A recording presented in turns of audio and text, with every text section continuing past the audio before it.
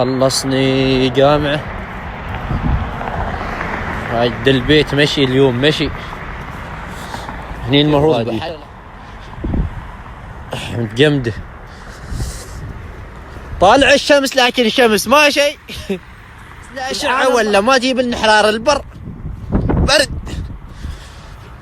يا اخوي هلكتوني هلكون. هاي اللوادم المركبين هوليود سمايل، وايش تسمى هوليود سمايل.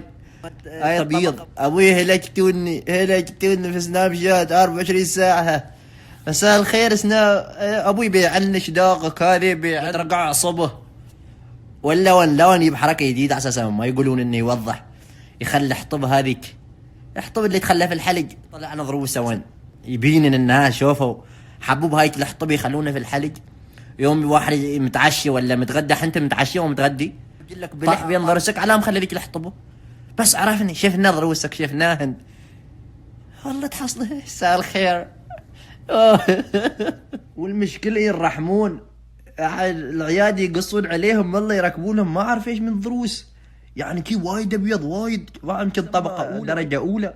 أنت يوم بس العيادة اسأل الدكتور الهندي ولا ايش، أقول له تعال صديق جيب منيو، جيب وش منيو مشان ضرس أبيض، خلي عن ضرسك وتشوف عمرك في الجامعة.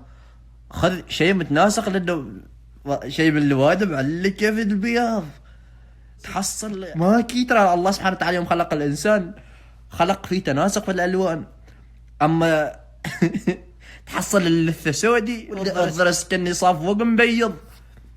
انت خذ لك طبقة يعني كي يقول انت طبقة رقم 6 بس قيس ابتسامة.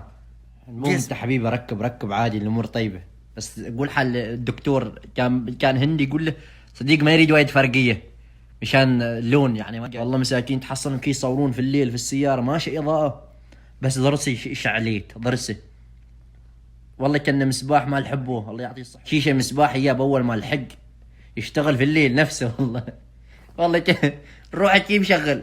انت تقول على الهندي صديق ما يريد فرقيه واجد. ايوه بس ركب انت، ايوه ما يقص عليك الطبيب. ترى شيء منهم يقول لك صديق تعال انا اسوي ترتيب، وعاد مساكين ما يعرفون.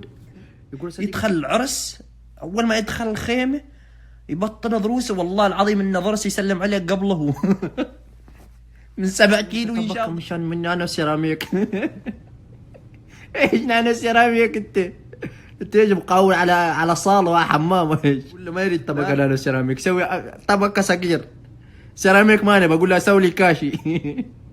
امورك طيبه والمعجبات بيطيحن المعجبات، خف شوي البياض امورك طيبه.